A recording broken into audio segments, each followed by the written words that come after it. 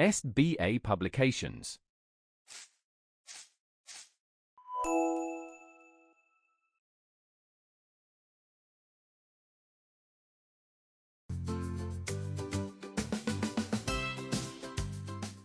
Hello, dear students. How are you all doing? I am Vedika, and today I am here with our next chapter. That is our chapter number 3. And this one is going to be very interesting. The name of the chapter is Beginning of a New Life. एक नई life की शुरुआत. And this, my students, is an extraction from the novel David Copperfield. Children, this novel is written by a very famous writer of industrial era. His name is Charles Dickens. And today we are going to read a part of this story in the chapter. So, let's get started with the reading. My journey to Dover was a very difficult one. I was robbed almost as soon as I had left the house. Now, children, you should know that here my journey और I in the chapter, ये जो मैं करके बात कर रहा है, ये हमारा एक कैरेक्टर है, हमारा नरेटर है, या फिर हम कह सकते हैं हमारा मेन कैरेक्टर है जिसके बारे में हम पढ़ने वाले हैं. So what is the character saying कि मेरी जर्नी डोवर के लिए बहुत ज़्यादा मुश्किल थी. That means the character is going to a place called Dover and the journey was very difficult for him. उसके लिए वो जर्नी बहुत ज़्यादा मुश्किल थी. Why? I was robbed almost as soon as I left the house. जैसे ही मैं घर से निकला था तभी आई वॉज रॉब्ड, यानी कि मुझे किसी ने लूट लिया था, चोरी करी थी मुझसे. I had no place to sleep and at times I slept at haystacks that lay in deserted barns. Now, as he was robbed, he had nothing with him. उसके पास कुछ भी नहीं था. So, he had no place to sleep. उसके पास सोने के लिए कोई जगह नहीं थी. And at times he had to sleep on haystacks, यानी कि जो भूसे को इकट्ठा करके रखते हैं ना कई जगहों पे, वहाँ पर उसको सोना पड़ता था. I encountered dangers of all kinds, यानी कि उसने हर तरीके के डेंजर्स को, खतरों को फेस किया. I got a 6-mile ride in a cart and I walked the rest of the way to my aunt Miss Betsy's house. Now, इसको क्या प्रॉब्लम्स आई थी? उसे 6 माइल राइड मिली थी एक कार्ट में. कार्ट यानी कि जैसे हॉर्स कार्ट्स होती हैं या बुलॉक कार्ट्स होती हैं, ऐसी एक कार्ट में, जिसे हम बोगी भी कहते हैं. And the rest of the way, बाकी जितना भी रास्ता था वो उसे पैदल चलना पड़ा. कहाँ तक? अपनी आंट के घर तक, जिनका नाम था Miss Betsy. That means in Dover he was going to his aunt's house. Okay. My shoes were in a woeful condition and my cap was old and damaged. That means उसके जो shoes थे वो बहुत ही बुरी condition में थे. woeful means very bad. And his cap was old and damaged. उसकी cap बहुत पुरानी थी और डैमेज थी. I looked miserable in my clothes that had been torn and soiled with heat, dew and grass. He was looking miserable, मतलब बहुत ज़्यादा दयनीय लग रहा था वो. That means अगर कोई उसे देखेगा तो उनको उस पर दया आएगी कि इसकी कितनी बुरी कंडीशन है. He was looking miserable in his clothes. उसके कपड़ों में वो बहुत मिजरेबल लग रहा था, जो कि फट चुके थे और वो मैले हो चुके थे. किसकी वजह से? हीट, ड्यू एंड ग्रास की वजह से. ग्रास क्यों? क्योंकि उसे हे स्टैक पे सोना पड़ता था. फिर इतनी धूप, और शाम के मौसम में ओस पड़ती है ना, उसे हम ड्यू कहते हैं. तो हीट, ड्यू और ग्रास की वजह से उसके कपड़े बहुत ज़्यादा मैले और फट गए थे. While searching for Aunt Betsy's house in Dover, I met her handmaid. जब he was searching for his aunt's house in Dover, तो उसे उनकी handmaid मिलती है. That means उनकी maid मिलती है. She led me to the house where I was destined to find refuge and care. Now, the handmaid of his Aunt Betsy, she took him to the house of his aunt where he could find refuge, जहाँ उसको पनाह मिल सकती थी. ठीक है. And care, जहाँ उसको care मिल सकती थी. As I entered the garden gate, I saw a bespectacled, perplexed looking gentleman looking at me from an upstairs window. जैसे ही मैंने गार्डन के गेट में एंटर किया, मैंने देखा आई सॉ अ मैन जिसने स्पेक्स पहने हुए थे and he was perplexed looking, that means he was looking confuse, वो कंफ्यूज लग रहा था and he was looking at me from the upstairs window, ऊपर की खिड़की से वो मुझे देख रहा था। Simultaneously, a lady appeared at the door.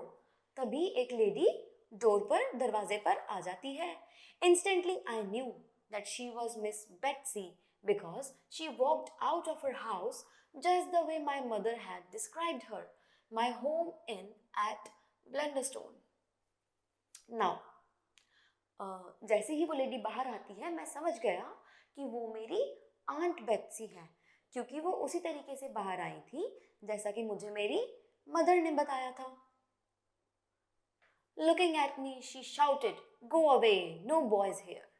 जैसे ही उन्होंने मुझे देखा, वो चिल्लाई कि दूर चले जाओ, no boys here, यहाँ कोई लड़के नहीं आते हैं, boys are not allowed. If you please, ma'am, I pleaded. Then I requested, मैंने रिक्वेस्ट किया, प्लीज मैम, मतलब मुझे अपने आप को एक बार एक्सप्लेन करने का मौका दीजिए। She stared at me wondering who I was. वो मुझे घूर रही थी ये सोच के कि मैं कौन हूँ। If you please, aunt, I am your nephew, I repeated softly. मैंने बोला, मुझे एक बार मौका दीजिए आंटी, मैं आपका भांजा हूँ। Aunt Betsy's reaction was one of great surprise. She staggered back and sat right in the garden path. तो Aunt Betsy का रिएक्शन एक बहुत ज़्यादा सरप्राइज में था। She was surprised ये सुन के that I am her nephew. She staggered back. That means उनके पैर डगमगाए और वो पीछे की तरफ हो गई and she sat right in the garden path. और वो गार्डन के पाथ में ही बैठ गई। I continued, I'm David Copperfield. Now, as I have told you that we are reading the story or a section of a novel written by Charles Dickens and the name of the novel is David Copperfield. तो यहाँ ये जो character है ये कौन है? David Copperfield. I continued, I am David Copperfield. मैं David Copperfield हूँ of Blunderstone in Suffolk where you came at the night when I was born and saw my dear mom. Now David is saying that मैं David Copperfield हूँ Blunderstone से in Suffolk, ये एक जगह का नाम है, okay? Where you came on the night when I was born, जहाँ पर आप उस रात को आए थे जब मैं पैदा हुआ था मेरी मदर को देखने। I have been very unhappy since she died. मैं तब से बहुत दुखी हूँ जब से मेरी मदर की डेथ हुई है। I have been humiliated, taught nothing and put to heavy work. I had no choice but to run away to you. Now, as his mother has died, he has been humiliated. यानी कि उसको बहुत ज़्यादा बेइज्जत किया गया and उसको कुछ भी नहीं सिखाया गया। एक बच्चे को हम सब कुछ सिखाते हैं, जैसे आप सब अभी स्टडी कर रहे हैं, है ना? So just like this, he was taught nothing. उसे कुछ भी नहीं सिखाया गया और उससे बहुत हैवी वर्क कराया गया, इसीलिए वो बहुत परेशान हुआ एंड ही इज सेइंग, वो कह रहा है कि मेरे पास और कोई रास्ता नहीं था सिवाय इसके कि मैं आपके पास भाग के आ जाऊं। दैट मीन्स वो सब कुछ छोड़ के भागकर अपनी आंट के पास आ गया है। I was telling my aunt about my childhood when all at once I broke into tears. तो मैं अपनी आंट को अपने बचपन के बारे में बता रहा था और तभी मेरी आंखों से आंसू आने लग गए। I fell on my knees and lay my head on her warm lap. She called out for a gentleman to assist her. So he fell down, वो अपने नीज पे गिर गया और अपनी आंटी के गोद में सर रख के वो रोने लग गया और तभी उसकी आंटी ने एक जेंटलमैन को बुलाया उनकी हेल्प करने के लिए। As he entered, she said, "You have heard me mention my nephew, David Copperfield, haven't you?" तो वो उस जेंटलमैन को बताती है कि मैंने तुम्हें अपने नेफ्यू डेविड कॉपरफील्ड के बारे में बताया है ना? Mr. Dick seemed to be perplexed, but Miss Betsy continued to speak. Well, this is my nephew and he has run away. Now what should we do with him? तो mister Dick यानी कि जो उस gentleman का नाम था वो उनको बताती हैं कि मतलब वो बहुत कंफ्यूज हो जाते हैं, बट आंट बेट्सी कंटिन्यू करती हैं अपनी बात को ये कहते हुए कि ये मेरा नेफ्यू है और ये भागकर यहाँ आ गया है, तो अब हमें इसका क्या करना चाहिए? Dick suggested that I should immediately be given a bath. तो सबसे पहले मिस्टर डिक कहते हैं कि सबसे पहले तो हमें इसे नहलाना चाहिए, दैट मीन्स क्योंकि उसकी बॉडी बहुत ज़्यादा मैली थी, that's why. The bath took away some pain from my aching limbs. अब नहाने से उसकी बॉडी में जो पेन था उसको काफ़ी आराम मिला। I was cloth in shirt and a pair of trousers that belong to Mister Dick. और मुझे मिस्टर डिक के कुछ कपड़े पहना दिए गए। Then I was covered in two great shawls which warmed my body. उसके बाद मुझे दो बड़ी बड़ी शॉल पहना दी गई जिससे कि मुझे गर्मी मिली। Why? Because it was the season of winters. I fell into a deep sleep and I was woken up at dinner time. उसके बाद मैं बहुत गहरी नींद में सो गया और मुझे फिर डिनर के टाइम पे उठाया गया। The dinner was a treat as I had not tasted good food for long. अब जो डिनर था वो उसके लिए एक ट्रीट की तरह था क्योंकि उसने बहुत समय से अच्छा खाना नहीं खाया था। Now, I narrated my agonizing past to my aunt in as much detail as I possibly could. मैंने अपना दर्द भरा पास्ट अपनी आंटी को जितनी डिटेल में मैं समझा सका मैंने उतनी डिटेल में समझाया। I was deeply anxious regarding my future, but I chose not to talk of it that night. मैं अपने फ्यूचर के लिए बहुत ज़्यादा परेशान था पर मैंने अभी इस बारे में उनको कुछ भी नहीं कहा। The next day I learned that Aunt Betsy had written to my stepfather about my presence in her house. अगले दिन मुझे पता लगा कि मेरी आंट बेट्सी ने मेरे स्टेपफादर को एक लेटर लिखा है कि मैं उनके घर में हूँ। The very thought of my stepfather tracing me and taking me back was agonizing. तो मैंने सोचा कि कहीं मेरे स्टेपफादर वापस ना आ जाए और मुझे अपने साथ वापस ना ले जाएं। ये सोचकर मुझे डर लगने लगा। The days that followed were spent in a state of anxiety. और उसके बाद जितने भी दिन बीते वो बहुत ज़्यादा एंजाइटी में यानी कि बहुत घबराहट में बीते। Fortunately, Mr. Dick grew fond of me and I got to spend some time with him. तो फॉर्चुनेटली मतलब लकीली मिस्टर डिक को मैं बहुत पसंद आया और मुझे कुछ समय मिला, कुछ दिन मिले उनके साथ बिताने के लिए। The memorable moments that I shared with Mr. Dick, whose passion for flying kites was insurmountable, eased my discomfort to some extent. तो मिस्टर डिक के साथ जो मेमोरेबल मोमेंट्स उसने स्पेंड करे थे जिनको कि काइट्स उड़ाने का बहुत ज़्यादा शौक था। insurmountable मतलब in a very big amount or in a great amount, eased my discomfort to some extent यानी कि मिस्टर डिक के साथ स्पेंड किया गया टाइम उसके पेन को, उसके डिस्कम्फर्ट को काफ़ी हद तक ईज कर गया यानी कि आराम दे गया उसके पेन को। One day Miss Betsy asked me, what do you think of Dick? Miss Betsy ने उससे पूछा कि तुम्हें मिस्टर डिक कैसे लगते हैं। I replied, he is very nice, वो बहुत अच्छे हैं। Miss Betsy then informed me that Mr. Dick was a distant relative of hers and he was declared insane by his own brother. Miss Betsy बताती हैं जो mister Dick हैं वो उनके एक दूर के रिश्तेदार हैं और उनके खुद के भाइयों ने ही उनको पागल साबित कर दिया है यानी कि मेंटली इल प्रूव कर दिया है। Miss Betsy had come to his rescue and got him home. Miss Betsy उनकी मदद के लिए पहुंची और उनको अपने साथ घर ले आई। I was told that Mr. Dick had been living with her for the past 10 years. Miss Betsy ने उसे बताया कि मिस्टर डिक उनके साथ पिछले 10 साल से रह रहे हैं। On hearing about this, my affection for my aunt increased manifold. That means ये सुन के मेरे अंदर मेरी आंट के लिए जो प्यार था, जो रिस्पेक्ट थी वो बढ़ गया। The next day, Mr. Murdstone rode into the gate with his sister, Miss Murdstone. अगले दिन मिस्टर मर्डस्टोन अपनी सिस्टर मिस मर्डस्टोन के साथ उनके घर आते हैं। Miss Betsy first reproached Miss Murdstone for allowing her donkey to trample the edge of her lawn. Then she called for me to meet the visitors.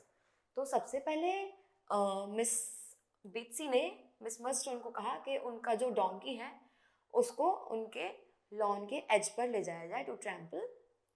Then उन्होंने डेविड कॉपरफील्ड को यानी कि मुझे नरेटर को या फिर कह सकते हैं हमारे मेन कैरेक्टर को विजिटर्स से मिलने के लिए बुलाया। Mr Murdstone expressed his great displeasure regarding my behaviour. Mr Murdstone को मेरा बिहेवियर देख के अच्छा नहीं लगा. He expressed displeasure. He said, "This boy has caused much trouble in the past." उन्होंने बोला कि इस लड़के ने पास्ट में बहुत ज़्यादा ट्रबल क्रिएट कर रखा है, बहुत ज़्यादा परेशानी क्रिएट करी है. He has a rebellious spirit and a violent temper. यानी कि इस बॉय का जो बिहेवियर है उनको पसंद नहीं आया. उन्होंने बोला कि इसका एक रिबेलियस नेचर है. दैट मीन्स वो क्रांतिकारी बिहेवियर, जैसे कि जो रूल्स फॉलो नहीं करना चाहते वैसा बिहेवियर है उसका. और इसका टेम्पर बहुत ज़्यादा वायलेंट है, यानी कि वो बहुत ज़्यादा गुस्से वाला है. We have tried to correct his vices but all in vain. हमने कोशिश करी कि हम इसकी कमियों को दूर करें, पर सब कुछ बेकार गया, हमारी कोशिश बेकार गई. In turn, my aunt asked, if he had been your own boy, would you have beaten him and sent him off to a house in London at such a tender age? अगर ये आपका खुद का बेटा होता तो क्या आप इसको मारते और इसको एक ऐसी एज में, इतनी छोटी उम्र में क्या आप लोग उसको लंदन भेज देते किसी एक घर में? That means to work. That means Mr. Murdstone is his stepfather, जिन्होंने कि डेविड कॉपरफील्ड के साथ अच्छा बिहेव नहीं करा. Miss Murdstone replied sharply, "If he had been my brother's own son, his character would have been very different." She says कि अगर ये मेरे भाई का खुद का बेटा होता तो उसका बिहेवियर बहुत ही अलग होता. Mr. Murdstone added that he would take me back and dispose me off as he thought right. तो उन्होंने बोला कि मिस्टर मर्डस्टोन ने कहा कि मैं इसे वापस ले जाऊंगा और इसे कहीं फिर से भेज दूंगा. This is the only right thing that he could think of. My aunt simply informed the two visitors that she had no intention of sending me back with them. तो मेरी आंट ने उसको कहा कि मैं इसे वापस नहीं भेजूंगी. Instead, she had decided to be my guardian. Then his aunt decides to be his guardian, यानी कि अब से वही उसकी देखभाल करेंगी. Before Mr. Murdstone and Miss Murdstone left, Miss Betsy said, "Good day, sir, and goodbye." That means वो उनको गुस्से में कहती हैं कि have a good day and goodbye. That means she doesn't want to see them again. Looking at Miss Murdstone, she exclaimed, "And good day to you, ma'am. Let me see you ride a donkey over my green lawn again, and I'll knock your bonnet off your head and tread upon it." That means she is threatening them कि अगर आप अपना donkey लेके मेरे यहाँ दोबारा आए, so it will be not good for you. She will drop her bonnet from her head, यानी कि उसने जो सर पे वियर करा है वो उसको गिरा देंगी और उसके ऊपर चढ़ जाएंगी, which is a very disrespectful way to talk. Now, once the Murdstones had left, my aunt turned to Mr. Dick and said, "Will you consider being David's guardian jointly with me?" क्या तुम मेरे साथ David के guardian बनोगे? Mr. Dick smilingly replied, "I shall be delighted to be the guardian of such a bright young man." तो mister Dick कहते हैं कि ये मेरे लिए बहुत अच्छी बात है, मुझे बहुत खुशी होगी एक ऐसे अच्छे यंग मैन का, एक ऐसे ब्राइट यंग मैन का गार्जियन बनते हुए. With a deep sigh, my aunt said, "Then that's well settled." तो एक रिलीफ के साथ उसकी आंट कहती है कि फिर तो हम फिक्स हो गया that we will be his guardians. I was so happy that I hugged my aunt and kissed her many times. I shook hands with Mr. Dick repeatedly. मैं इतना खुश था कि मैंने अपनी आंट को गले लगाया और कई बार किस किया, और मैंने मिस्टर डिक से हाथ मिलाया repeatedly, यानी कि बार बार. I was delighted to have the two of them as my guardians. Thus, I began my new life. मैं बहुत खुश था उनको अपने गार्जियंस की तरह पाके, और इसी के साथ मेरी नई लाइफ की शुरुआत हुई. To be continued in the next session. That means अब हम इस स्टोरी को नेक्स्ट लेसन में कंटिन्यू करेंगे. नेक्स्ट लेसन हमारा इस स्टोरी का पार्ट 2 होगा. Till then we will be reading our vocabulary. What are the words that we can find here? Agonizing. Agonizing means causing great pain and difficulty. बहुत ज़्यादा painful और बहुत ज़्यादा कठिन. Bespectacled is wearing spectacles, चश्मा पहने हुए. Deserted is empty. Dispose of means get rid of. Encountered is met with. Humiliated means made to feel ashamed, किसी को ashamed feel करवाना. Insane means mentally ill, mentally बीमार. Insurmountable is very great. Perplexed means confused and anxious, confused या फिर घबराया हुआ, परेशान. Refuge is protection from danger, खतरे से protection, okay. Rebellious is unwilling to obey rules, rules मानने से इनकार करना. Reproached is blamed or criticized, किसी को blame करना. Staggered is walked with weak, unsteady steps, यानी कि कमजोर और unsteady यानी कि आपके कंट्रोल से बाहर स्टेप से चलना.